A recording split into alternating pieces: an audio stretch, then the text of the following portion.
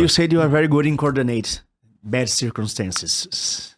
I mean, for esports, yeah. Yeah, in esports. Yeah, in the world, probably not. No, but in this esports. Young industry, yeah, for sure. Because why are you asking that? Because we have a lot of kinds of different quotes. Yeah. We have motivational quotes who gave good speech and inspire our players. We have quotes then literally teach something about League of Legends. Some players. What kind of coach you define yourself? Because we have a lot of kinds of quotes come here in Brazil. Some players say, so this coach teach me everything I know. I don't know everything about the gaming. They teach me macro. They teach me micro. And we hear a lot, oh, this coach only say motivational things to me and they put me in another place when I go to start the game. So what kind of coach you define yourself? What do you think I am? I think you are both. Why? Because when I see Behind the Stars, you are a very motivational coach. You speak a lot. You say, you're fucking amazing job, guys. You are amazing. But when I talk to Gigo tomorrow, I don't know when, in Sunday, I talk to Gigo in Sunday, he says a lot of good things about you and how you coordinate him in game and make him a better player. So I don't know what kind of coach you are because I see one thing, but I hear other things. What do you think, Joker? I think it's the opposite. I think that we have a problem, especially with the players you are coaching right now. They had a problem with coaches for a long time. They had bad coaches for a long time. Yeah. And when they were faced with you, that's not only a hardworking coach, but someone that actually connects to them. And I think that's the important part. You connected to them. Yeah, I think so. On a personal level, on a professional level, everything, you connected. Yeah. And fast. And when you did that, actually you can motivate them because of that. But I don't think that I can label you. You actually do what's better for the team. And at the moment, you organize them and you make them, you're making this team, the KEYD team, be the best version of themselves. And this is something that I had a part of my questions for you, because at the moment you are working with two players, like every single player there, but two players especially, that you're doing something that people may not grasp. But for example, Zamis is someone that for 2 years, I know that you're laughing, I have his picture in my face too, and he came here the first time, not on air. It was very funny when I saw him the first time. But yeah, he was good a while ago. He was very good a while ago. And for the fans that actually watch here, I always said that he would be probably the best Brazilian jungle in the future, like 2-3 years ago. When I was on Wide Rift, you remember that. Yeah. I always said that. But last year, he had a shit year. Yeah. And not they say he's incredible at screens, but seeing stage... No, he had overall shit year, because what I expected is that would be the year that he would break out. Yeah. Break out. And he didn't. Now he's breaking out again. And that's a point for you, because you actually connected with him on something that didn't connect last year. Okay, I know that it's complex than that there's a team, there's a situation, but actually worked. And Gigo is the second one. Yeah. Because he actually played last year with KEYD. And now he's also popping off. Yeah. So to have that happening, the only thing I can be certain is that you actually connected to the essence of the two players.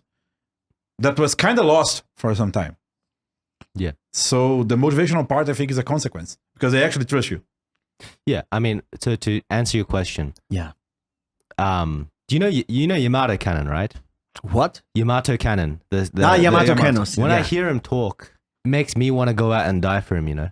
He has this deep, masculine, but that's voice. the face. And he uses the he's got a nice visual as well. A nice build, yeah. He looks very good. He's handsome. He speaks charismatically. He uses cool words like, you know. The way he talks too, his English is charming. I'm not a natural born leader. I think very few people are. And I'm also not naturally charismatic or anything like that. Nor do I think I am charismatic at all. my secret and the type of coach I am is I'm just I think, at least I like to think this. I think I'm a decent human being. I think it starts there. That's important. That's much important. Yeah. I think if you know what your job is, and for me, I fundamentally understand two things, and I think this separates me from a lot of coaches. One, coaching is not about me. Coaching is not about me. Coaching is about the players.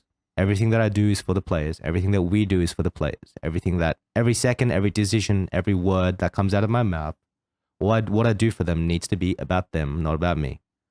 And I know I do a lot of media. That's also true. But I also take a lot of time to avoid the media too. For example, when I talk to them. You did recently. No, but that's conscious as well. I always yes. You did it consciously recently. So I sit down with the Behind the Stars content team and I say, look, there's too much of me. Things like this, or image making, or setting up interviews, or thinking about how I sell my player in the best way. Like these things, everything that I do, I think first of all, is about them. And the thing is, like, players are human beings, so they're not stupid. They notice. They're not stupid. So they know if your intentions are good, and that's everything that I'm trying to do here. And I think that was the first thing. So because I understand that, I think people naturally tend to trust me more in the environment. People tend to work better. And the second, other than being a decent human being, is just knowing, like, just being educated on the topic. So for example, I grew up in a really toxic household environment. I improved my life and worked on myself in a very toxic way. So for example, it was do or die, and I'm a piece of shit if I don't. Like this, you know. And that carried on to my coaching naturally, actually. Something that I learned from Peter was and Rob Davies.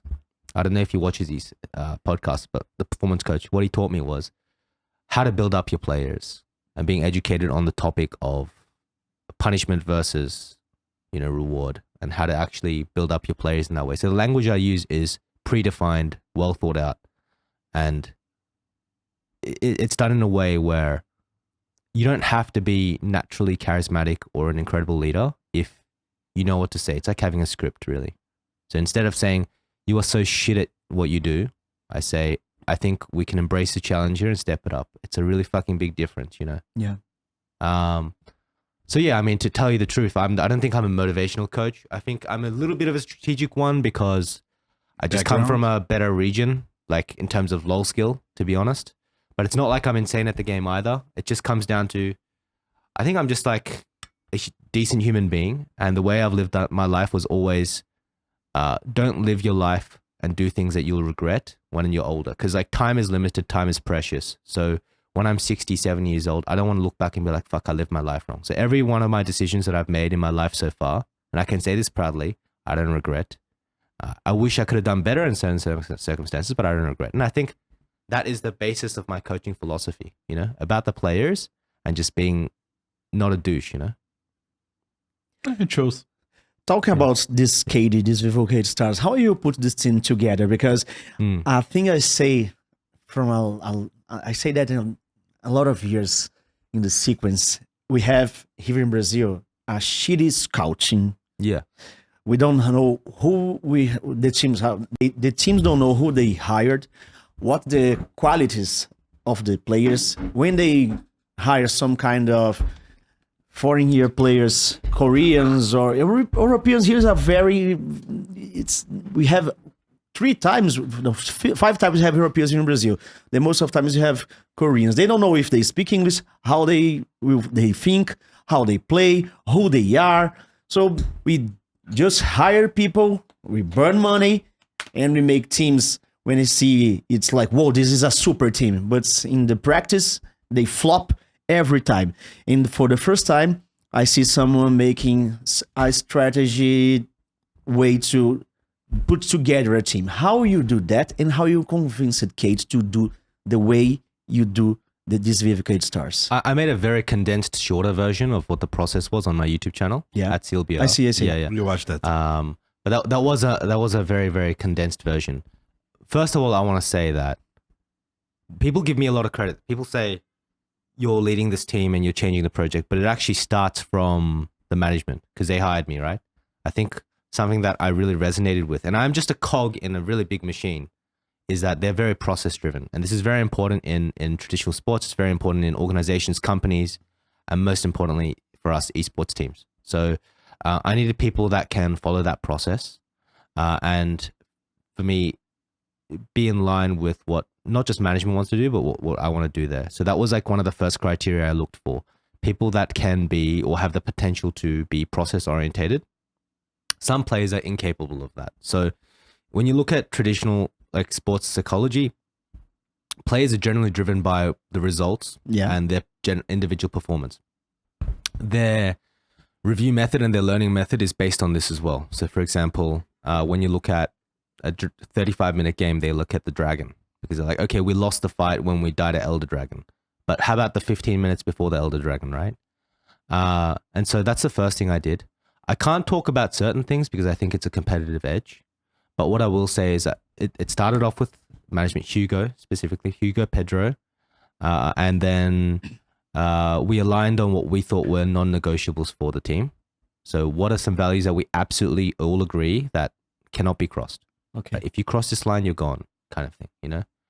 And then second was data. So I have a guy from Europe that I know. His name is Mephisto, Louis Legendre. He's very, very good with data. And he also works with, I think, the XG2 analysts, and he helped us. And it was a paid service called Gattaca AI, exclusive to us, but now I think you guys can bid for it if you want. I mean, it was one of the deals that I would help him promote it. And then it was like a combination of eye test interviews, you know, what I think is important in a team environment. What I learned a lot from Peter last year was, to be honest, I didn't learn anything about the game. No offense, Peter. Like, if anything, I think it was the other way around. But he did teach me how to be a better coach, and he did teach me how to manage people. And something that he always stressed was team dynamics and culture and like just dynamics in general when it comes to organizations. So for example, having a leader, who do you want leading the team? Who do you want to have like as a role model? What kind of personalities and traits should you be looking for? These like little things that I learned from Peter, which in the end became a very good investment for me of my time. So that I think that's like how it started, you know? It was a combination of like data, what I think is necessary in a team, what are our values, and then it came down to risk reward. So I was pretty mind blown. No one wanted Pedro, like Decimus, because I thought that he was like so fucking good. And in my research, what I realized was like, okay, I do agree that for Brazil, he was already really good, right? I don't think I helped him that much strategically, that much. I did for sure, but not that much. But the thing is, these things that are not that much matter a lot when it comes to the competitive game, and he was just lacking knowledge, right? So in scrims, what happens is like, you know, Decimus, he's like insane mechanically, right? Yes. So he would do something stupid, run bot, and you'd get 3 kills. And because he's mechanically good, he'll just end up with 15 kills. And he'll carry would it. often on screens, Yeah. yeah. But when you get to stage, Everyone's so much passive, right? Yes. And the thing is, like, More the things careful. I've seen in Brazil scrims, it's like, it gives me PTSD, you know? Like I've seen some shit, you know, like, whoa, I'm seeing it every day too. oh my God, it's disgusting. If you think you are seeing some shit, I'm And I don't understand why they do Trust me, that. bro. Yeah. It's I really don't understand why they do that, because they spread it there. No, but that's what I don't understand about Jocko too. Like, how can you look at this for 10 years and be like, that's what I'm going to do? Instead of earning 20 times my salary, I'm going to like keep watching these scrims, you know? Like, it's mind blowing for me. Anyway. actually last year. It's because it's complex because it has a lot of ups and downs. But the first time that I thought that this was actually maybe I would do other thing was last year. When I went to yes, I told that to Sheppy on background. I think remember. I told you. I told the Prieto. I am one of the, he's like the third host. He couldn't come today. But last year, end of last year, when I was on Academy in Ignis, I'm still there, but like Yeah. I didn't have holidays because Yeah. The feminine, the inclusive scene has a different calendar, so we played till December, and I actually spent my entire year watching scrims that are like way above the level that I had watched in my career. And it's not like shaming it. It's because it's a lower level. Like Yeah. inclusive teams are like T3 teams, and academy is actually lower. They're So beginning the path. No? yeah, they're beginning the path. So no shame on them. Yeah. But in the end of the year, like Christmas Eve, I was like, okay, I'm watching too many like screams that are bad quality, and maybe I want to do something else. But when the other year start, like it was not Christmas Eve, it was like November. November, I had that thought, and when I assembled this academy roster, because the first one, like last year, it was mostly Sarkis. I went the middle of the year, but this one, it was me and Sarkis.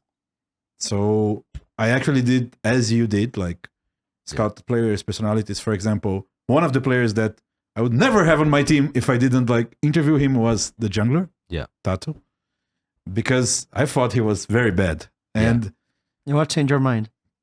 when I talked to him and saw him on scrims, especially when I talked to him, Okay. because I saw qualities that, like you said, qualities that maybe he was good mechanically, but he didn't have like knowledge, and he didn't put to use some qualities that he had as personal traits for the team. And I said, okay, this team, maybe I can watch more shitty scrims because I think that we can make the difference. Yeah. Like on academy. Yeah. And we were making the difference until you got to kill to... No, this is joking. This is joking. Like we lost that to ourselves, okay? That's a bit unfair. Like Quats did, our mid laner. He did good. I was actually proud of him Yeah. because just contextualizing, like last week we were like 0 defeats on academy, and we were 2-1 on the super week, 2-0. Then we fought KEYD, but it was to cool extent of LENDA on academy. And my major concern was if Quats would hold it up. Yeah. Naturally. Yeah. When everything ended, I said, okay, guys, the only guy that I know that didn't underperform was actually Quats. Yeah. So I'm proud of you. Yeah. And the rest of the players, we messed it up on some points. But joking aside, it's much about this academy team being 100% sincere. Okay. Because it's hard. It's very hard. It makes you like happy. Yes, it makes me happy going there every day. Yeah. And actually seeing, for example, if you look at Tato case, for example, he was 9th on last tournament. He was on INTZ. And seeing now that he's getting like MVPs in a row, because actually what I am really good with is jungler and support. Like I can really help those two improve a lot, like quickly. And the way that they interact with others. Yeah. And when I saw him like getting 4 MVPs like straight, and I said, okay, I actually think I'm making a difference here. So not just for the team, but for him. And that motivates me. Yeah. But something about that, and we are going a bit off topic, but I guess is I also don't really understand, you know, those people that play games on like ultra hard mode. Like I feel like you're kind of doing that, you know? So don't basically what Joko's telling me is he's a bit of a masochist, and that's for sure. That's fine. You know, I respect your preferences. But anyway, back to Pedro Decimus. So I was really mind blown because I watched him play in Korea and I thought he was really good. And I thought his attitude towards improvement and towards like coaching in general in terms of like feedback was incredible. Responds too quickly. And if I teach him one thing, he learns 10 things. I actually think he's a genius. And what I told management was, and I still maintain this, and I hope Pedro doesn't get a big head because of it. I think Pedro Decimus has a potential to be the best jungler Brazil has ever had in its history. I agree. That's how good I think he is. I agree. And and what blows my mind is that these organizations, no flame to pain, no one reaches out to this guy. No one. That is bizarre. That is bizarre because a simple eye test, you can see he's incredible. You watch the games from Fluxo, and you know he's just like, he just doesn't know what he's doing. Yes. And you watch his scrims, and you know he just doesn't know what he's doing. You just know he has like really good hands, and he knows some stuff about the game, but like not enough. So it's showing. and nobody wants to pick him up. I have a you theory have about just that. like a really powerful weapon and just I'm can't pretty point sure. it. Yeah. Like, CEO's salary, I'm pretty sure, is like 90% of our budget. No, seriously. I don't know Because that. I know CEO's Yeah. salary. I think it's 90% of our player budget. He But the earns more thing- than me, bro. Just getting on that topic before changing, I don't talk about what I prioritize on. I say the Yeah. things about designs, for example, but he already has some stuff on him as a player and as a person that it takes a lot of time to teach, and some things you can't teach, and he already has that. So the part that lacks, it's much easier to Yeah. put in there. That's why I believe that he can be that too. And I think that he won't get a big head because of last year. Because last year, he was like... I think a little different because I see here in Brazil, all the community in the teams, Yeah. they have, they how to say that? It's very important to them how the community sees their players. So many times they don't reach to some players, they don't bring some players to their team because the community say there's a meme, they don't play very well. But in the reality, if you work with him, he will improve a lot. But a lot of teams here in Brazil don't want to do that, don't want to know the real potential of this player. They just want to pay. He them. only hears the community and say, if I bring this guy to my team, my fans will eat me alive. So I don't want this risk here with me. So in many times we lose a lot of very good players because the teams don't want to put this risk on the line. Yeah. I think that. Yeah. And it takes some balls too, really, like to Yeah, get this yeah. guy. And But- why you choose him? I mean, as I said, I have big balls. So it's I Okay. have gigantic balls, you know. So it's like, now that aside, I just think he's an incredible athlete. And what also helped is our data. So Gadak AI, that's what it's called. It's on my YouTube channel if you want to know details. And he was the #1 jungler there, like by far, In data. not even close. Prods is up there too. Prods is #1. And we actually wrote in our scouting list, Pro Delta, not possible. And then this incredible organization with tradition said, here it is, you can have him. I love Pen Gaming. Thank you. I love its fans though, really. No flame, but... And I think it just comes down to environment and fit. But yeah, I mean, how I build the roster is something like that.